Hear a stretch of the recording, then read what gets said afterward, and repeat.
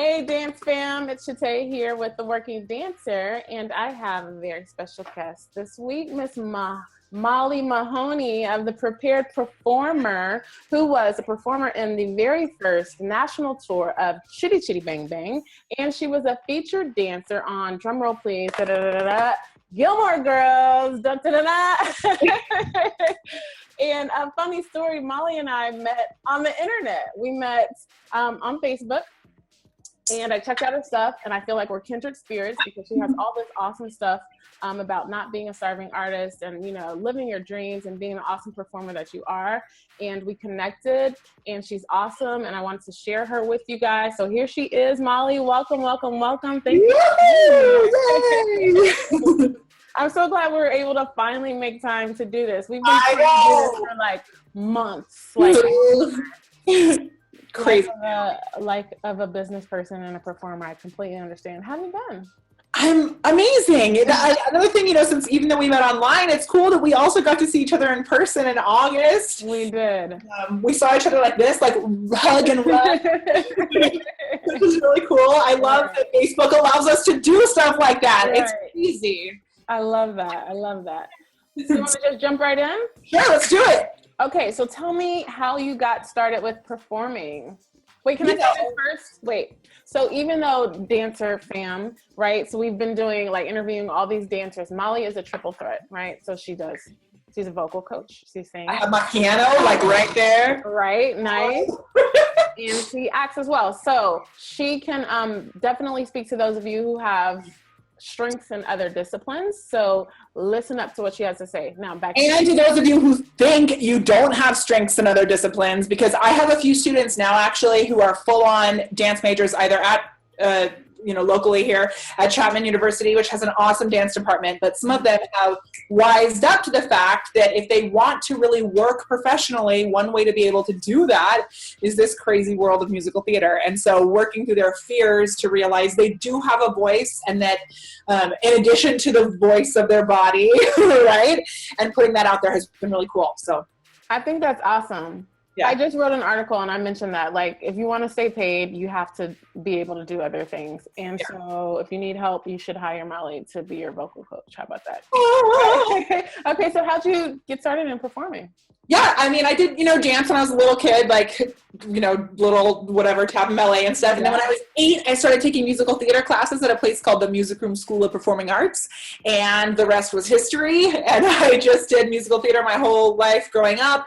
I was a theater and dance major at Chapman University, and then started working at local musical theater spots. And then I planned on moving to Jackson Hole, Wyoming. My plan was I don't think I've told you this, to live in the woods. And I had a really awesome dance company there. I had a few friends who had worked there. But right before then, my first dance teacher, her husband was doing the sound for this big show in Vegas. Mm-hmm. So she was like, would you like to go audition for this Vegas show? So I said, Jackson Hole, Vegas. So for this crazy thing in Vegas, they were called Bevertainers. I have a very G-rated brand now, and most people don't know that I was actually a Bevertainer. Like cocktails and Yeah. So we served cocktails. My first shift was from 10 p.m. till 6 a.m., which is crazy. But it was in the main part of the casino, so anyone could come by. So there'd be little kids walking, it didn't really matter. So it wasn't inappropriate, but it sounds, for my but it was awesome. I was there for 6 months, and then they pulled me out of my contract there and put me on a cruise ship. Nice. And I had done the LA thing, so that's when I did the Gilmore Girls was before that. And while I was on the ship, I really realized, why am I pretending that I'm not a musical theater cheeseball?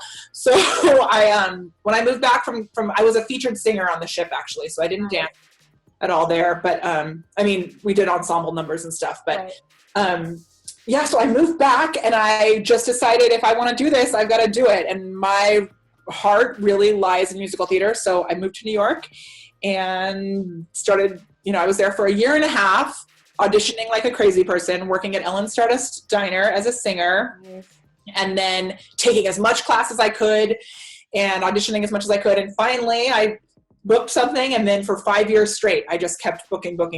So I love that. That's awesome. So then you always knew that you were going to pursue it for a career then? There was never, oh, I might do something else. You just always kind of knew from a young age? Yeah, I think, I'm not one who had Broadway as my, end all goal. It was just that I wanted to work as a performer. Okay. In whatever way that was possible. And now, as you know, there's so many ways that that's possible, which I had no idea about because we didn't have internet and all of that. But really, I just wanted to work. I knew that singing and dancing was, what was really like spreading joy. And I've always been over the top, that kind of thing. And for a little while, I tried to dim that light. Mm-hmm. But once I really accepted the fact that that's where my natural source of goodness came from, and that's where I had the biggest impact on the world, and I fully committed to that, then that's when things were really awesome. And I was kind of along the way as well. It just made me think of that. Like, you should absolutely never dim your light, but I enjoy reading some of your like emails or your posts, like all of your epic fails and how you recover from them. I love, first of all, that you're just so out loud about it and that you make, no apologies. But I love the story about the split at the end of audition and like your top is coming off or something. And then the one I saw you talking about your camera falling in between your dress. Oh my gosh, you guys. I was doing a live video that was fully serious, and my phone fell and landed on a live video straight up my skirt. And I was like, luckily I had tulle. I had like a crinoline skirt on underneath my dress because I have kind of a retro flair. So I had crinoline underneath there. But it is not how you fall, it's how you get up. I was at an audition for the Broadway company of South Pacific, and my top ripped, like full on naked to the whole room. I almost died, but I kept going, and like, ta-da! I just went straight to the splits at the end. I love that. I using that as a really great way to connect with the casting director. I love that because so many people were so like, in our heads and just scared and it's the end of the world. And I just love that you're out loud that way. Okay, so you kind of always knew, it was kind of always in the works. So then you already said it in your story a little bit. So your first action you feel like was a bachelor's degree. So yes. So I had my BFA, and actually that's might be valuable to your peeps. I looked at a couple different schools, and I decided not to go to school for musical theater, even though musical theater was what my focus had been. Mm-hmm. I wanted a more well-rounded, so I did classical theater and classical dance. I had a combination major between the two of them. And then even though singing was the thing that I really did more than any of that, I studied voice privately. With the intention of getting a more well-rounded liberal arts kind of all-inclusive degree. And I think one of the best things that I got from Chapman was actually the meditation retreat that I went on as part of a course. So, cool. For me, having that liberal arts degree, I think helped me to grow as a human. Mm-hmm. I wish, as you know, that we had had more business training. Looking back on it now, I don't know if someone could have convinced me at the time, but looking back on it now, I wish there had been more of a business aspect to my degree. Because as a performer, as a dancer, you are running a business. Yep. Jay tells you, as you know. So that's, but I do think I was really young at 18. Mm-hmm. Having that experience, the college experience, was really good for me. I think it's important. It's very smart of you. I don't know where you thought to do this, but it's smart of you to do theater and dance, even though your strong suit was. Yeah. You know what I mean? Because a lot of people, especially dancers, they kind of stick with what they know and then they just live there, Right. You have more chances to work when you do other things. Was that something that you just knew to do on your own? Or, did someone advise you or? I'm going to be super honest with you right now. I think part of it was because I was scared. And Chapman was close, and I had some teachers that taught there already. The only other place I looked at was Boston Conservatory. I think it was too much for me to move like that. And I wonder now if it would have been better if I had gone straight into musical theater at that point. But like I said, it did give me a really well-rounded well-rounded basis. And everything that I do as a business coach now goes back to a lot of those theater fundamentals. I don't know if I have a book that I wrote called Performance Power, and a lot of it is based in the Stanislavski stuff, which I never would have gotten if I had done, a different path. Right. So even though I think some of it came from fear, I think that it was in the long run, a really great way to get a well-rounded approach. Right. So I think that's cool. Yeah. Nice. I love that. So we hear how you got started, right? Then you went to, you said you were planning to move to the backwoods. So then let's fast forward. You mentioned you booked something and then all of a sudden you were booking other things. So would you call that, you wouldn't call Bev Retainer your big break, right? So maybe, no. I think it was a huge part of my career, huge for me career-wise, because that was really, I had done some other musical theater things around here. I did a production of The Wizard of Oz as, a window munchkin and a puppy in a red-green unitard. But I think The Wizard of Oz, the production of The Wizard of Oz that I did was my first. That was before Bev Retainer land, but that was my first thing where I was able to get points towards my equity card, and I worked with a really amazing director who's now in Minneapolis named Jamie Rocco, and he does stuff at the Broadway now, and he proved to be such a great resource for me professionally. I ended up doing a show later with him after getting back from my cruise ship gig where I got my equity card. And my first roommate in New York, I met doing that show. So a lot of people that I met and that ended up being very instrumental in my success as a working performer came from that first ensemble track in The Wizard of Oz. Nice.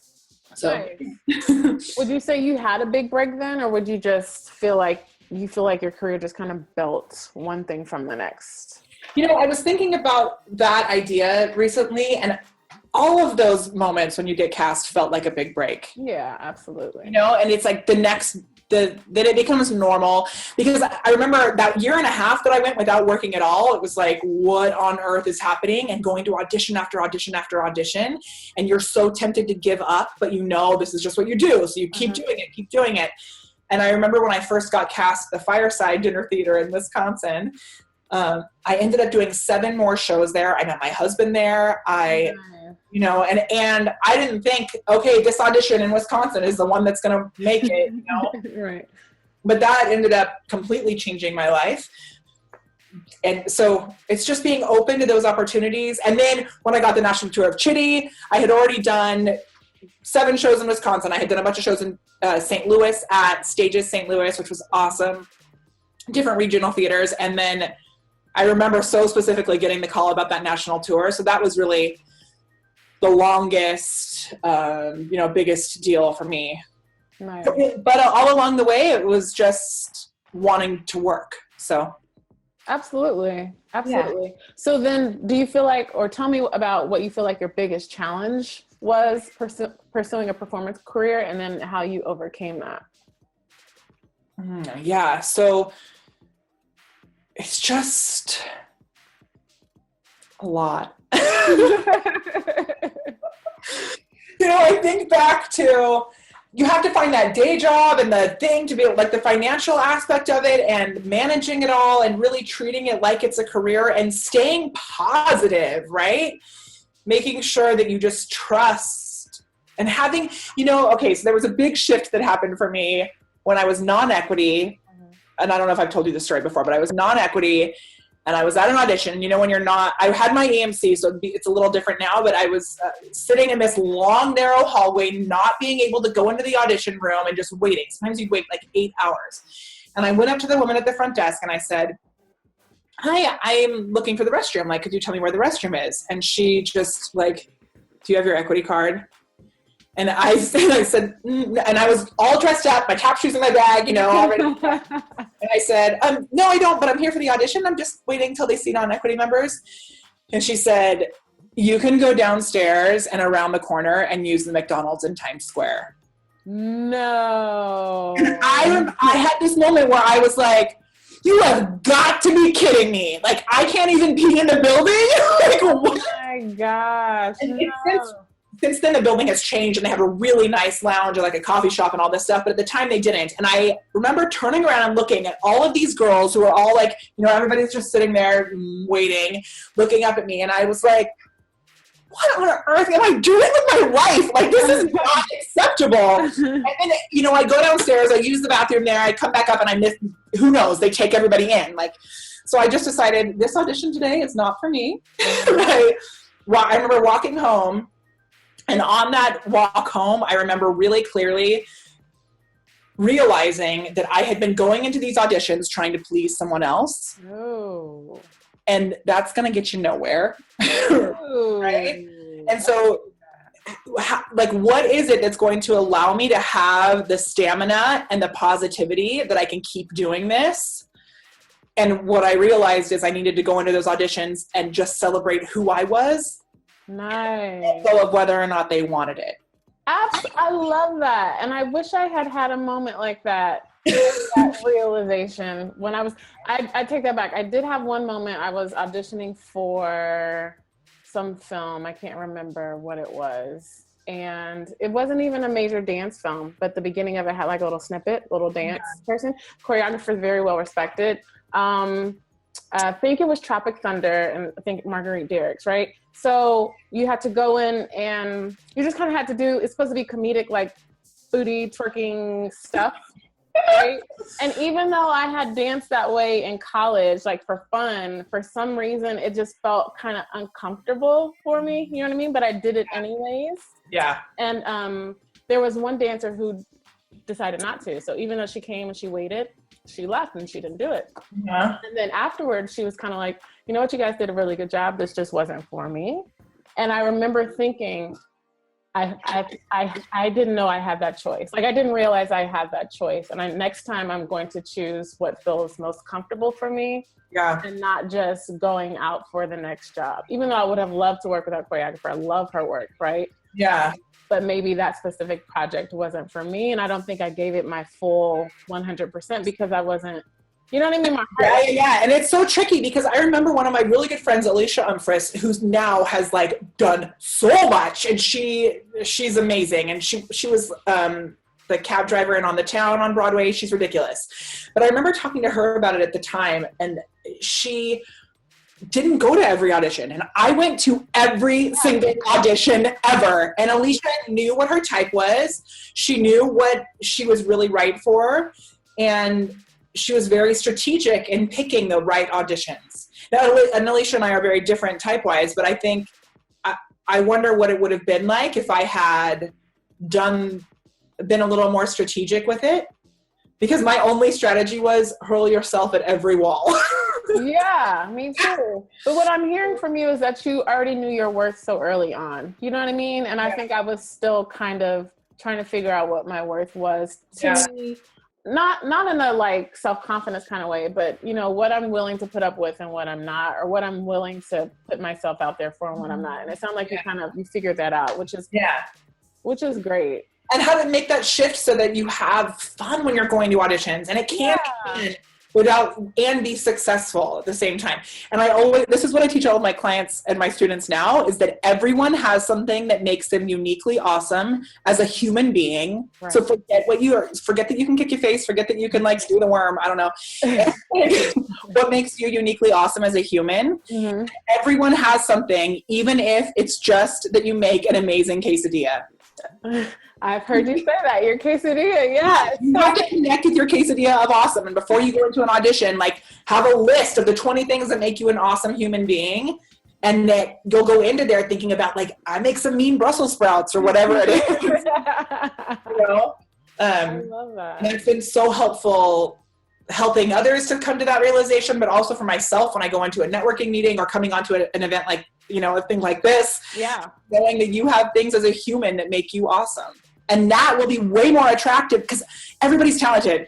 I used to go in and try and just like belt cues all the time. But for the most part, a lot of female singers can belt cues. Who cares? Like, belt your cue, but really show what makes you unique. I love that. I love that. So then how did the prepared performer come about? So when I was on tour with Chitty, my husband and I got engaged, and everyone was going back to unemployment. Like, literally every single person in the cast. Like, friends who had done 14 Broadway shows were all going back to unemployment. Oh, wow. And not in a bad way. I mean, amazing that we have that ability as artists, right? It's totally normal. It wasn't like everybody was a failure. It was just, we had been on tour for 9 years. Oh my gosh. Right? And I had sold a couple of patterns to Red Heart Yarn, crochet patterns, because while I was on tour, what I did to keep busy was I would sell crocheted amazingness. And, I was like a yarn store junkie. Everyone had a trunk on tour that had, their clothes in it. Mine had just yarn. Crazy person. But, and now, whatever. Okay, so my plan was I wanted to open a dance studio called Kick in Knit. Kick in It. And that was my 10-year plan. And I remember really specifically having this talk with my friend Liz Wardland, who's done so many Broadway shows, and she was the Baroness on our tour, and she was an amazing knitter. She was such a great friend to me at the time, and she's so amazing. And I was like, if we want to have kids and we want to do this, I had been teaching with a company called Broadway Connections. It's awesome. If anyone is on tour, it's a great company to connect with because you can teach all over the country as you're on tour. Definitely going to hook them up with that. Nice. Yeah, it was super cool. And so then kids would come and I'd do a master class at their studio, and then they'd come see the show and I'd give them a backstage tour. And I loved teaching so much. I never felt like I was settling as a teacher. I felt like I was sharing everything that made me so happy and successful. Right. And so I was like, this is the time if we want to have kids. We have a really amazing 400 square foot apartment in New York, but kids, and I don't know. So my husband and I, he was a professional musician, that's all he did was play bass, and we decided to move to California and focus on teaching and that kind of stuff for a little bit, and then maybe go back to performing after we got settled and all of that. And the main thing that I realized when I started teaching at different studios is that people didn't know the business side of the business. And I know you and I have spoken so much about that, but there's a huge gap missing in that. Yeah. Performers spend so much money and so much time learning their technique, buying their Laducas, all this stuff, but they don't set aside the time or the investment to help them to be able to treat their career as the business that it is. Or why isn't that put into the curriculum that we're learning when we spend technique? Why isn't anyone saying, yes, learn how to batma and learn your form, but at the same time, it's absolutely maddening. Okay, I know. I keep going. Go ahead. It's ridiculous, actually. And I there's been so many times where, you almost just went up my skirt again. There's been so many times where I've been really angry about it and really bitter about it. And then I start to think, okay, the internet was not what it was then. So for the most part, I don't think a lot of our professors really know. Which, I'm super grateful for what I learned from my professors, and some of them were working and still are working, but the world has changed. Yeah. And there are a million ways to make money as an artist, and it's not a bad thing. Yeah. And you can use what you have as an artist is valuable, and you can package it in a way where people will pay you for it because it is valuable. Right. And So a lot of schools are starting to do more of an entrepreneurship type thing, which is really cool. I have a good friend who was my dance teacher at Chapman. She was the head of the dance department, and now she's at Cal State Long Beach, and she is the dean of the whole arts department, which is crazy. And they're starting an entrepreneurship thing there, which is really cool. That's awesome. Yeah, and they're combining business majors with artists to help them to do something. Yeah. That's great. Yeah. So there's so much that in that world of that. So that's why I started The Prepared Performer. Is that I don't know if you know the book, The Organized Actor. No. There are so many tips in that I did not know before moving to New York, even just about writing down, like keeping an audition tracker. I have this really awesome, which I can send to you if you want to share. Yeah. Cool PDF that I use for my students. That's an audition tracker where they write down everyone who was in the room, everything that happened right when they leave. Like, you don't go home and do it. You do it right when you leave. You can do it on Google Docs. It's super easy. And then you'll know who the casting director was when your top ripped open at your audition. So the next time you see it, you can be like, I'm the girl who's top ripped open. But, you know, it's hard for us to remember all that stuff. Imagine how it is for them. So just to keep track of what you've learned, what you've done in an audition and what you wore, what you sang, what you danced to, it's a great way to continue that connection. So I listened to The Smart Passive Income by Pat Flynn, which I know we've talked about him before too. And he really opened my world, the idea that I could create this business online and help others to be able to share their goodness with the world. And so 3 years in, now it's like a full on, I'm just working for myself. I still get to perform. My husband and I have a band called Her Lucky Stars, and, a jazz band, and I'm not teaching at any studios anymore. I'm only teaching from home. And it's like amazing. See, she's living the dream, right, guys? Right? So she's still performing. She is working for herself, right? And sharing her gift with the world. And she's a starving artist. No, and I still have friends who are like choreographers. I mean, I just had a call last week about, oh no, hold on. I got a notification. Go away. Are you there?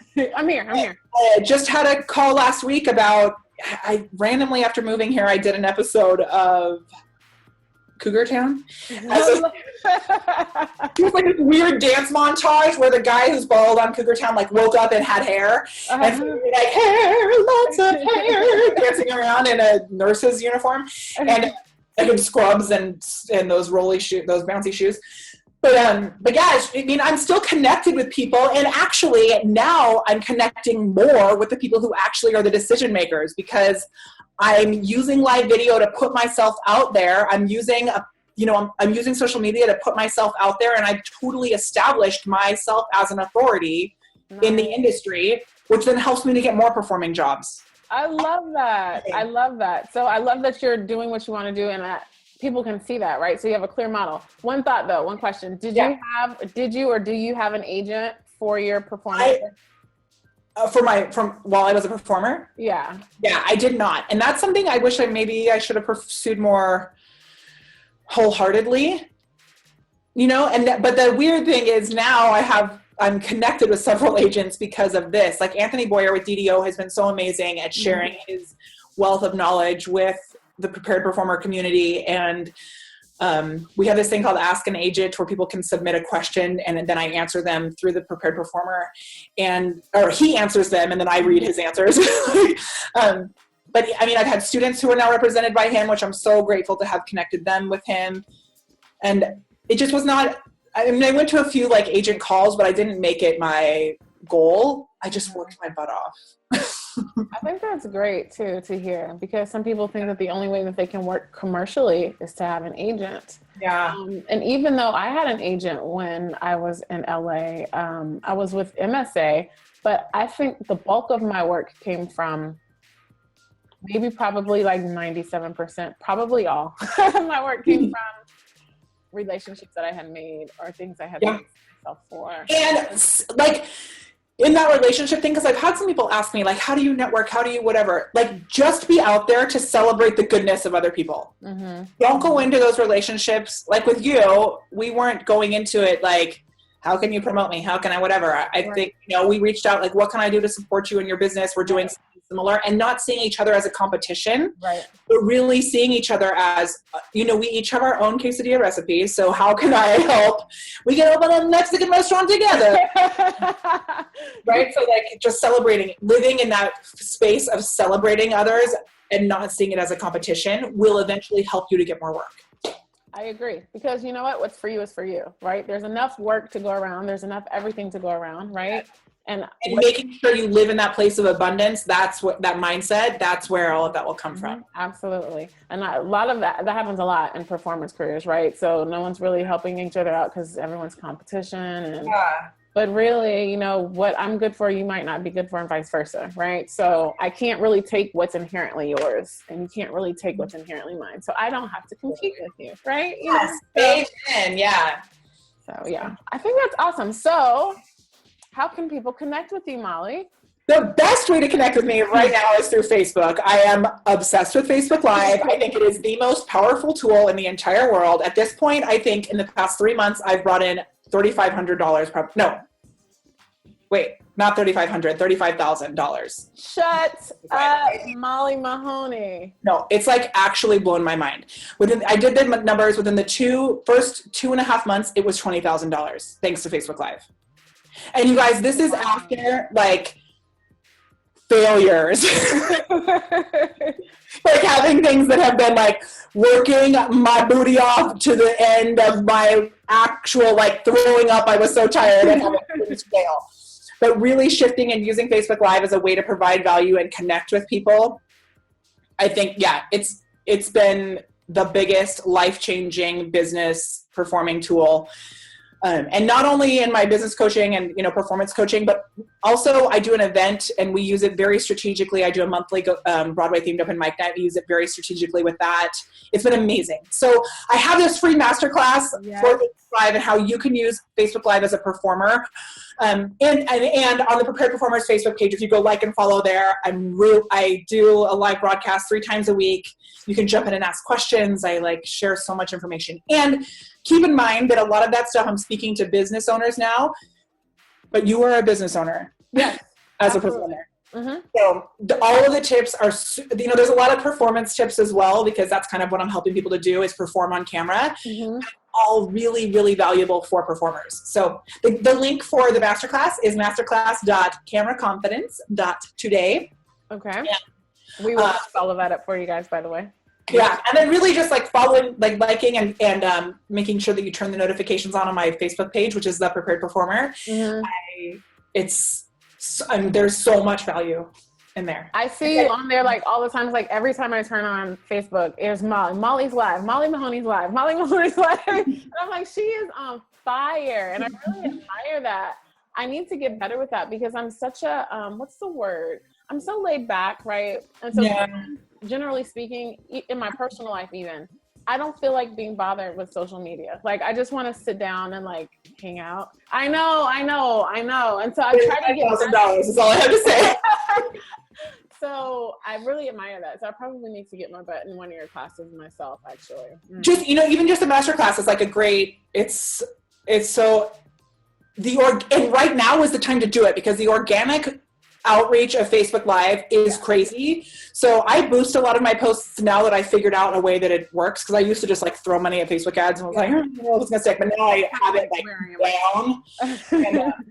And, and it's because here's why it's powerful. It is a way to have the best way to increase your business or as a performer or whatever is to have a one-on-one relationship with someone, right? Actually meet someone in real life. Mm-hmm. The second best way is to use this tool, because if you're speaking on camera as if you're talking to one individual person who needs their problems solved, whether it's that you are a saxophone player and you inspire people by bringing them sweet tunes, I don't know, whatever, you are, as a performer, you are helping to solve something in your audience's life, whether you're inspiring them, whether you're challenging them to think outside the box. There's all sorts of things that you are bringing to the world. Mm-hmm. And by offering that through Facebook Live, it is hundreds of people get to have that one-on-one conversation with you.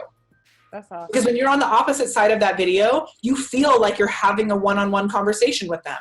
Mm-hmm. But it helps you to create a warm audience so that when you follow up with those people, they've already had a conversation with you. That's very smart. Aha. Mm-hmm. So you're going to have all of that access to Molly, right? Molly Mahoney, Facebook.com/the Prepare for Performer. Yeah.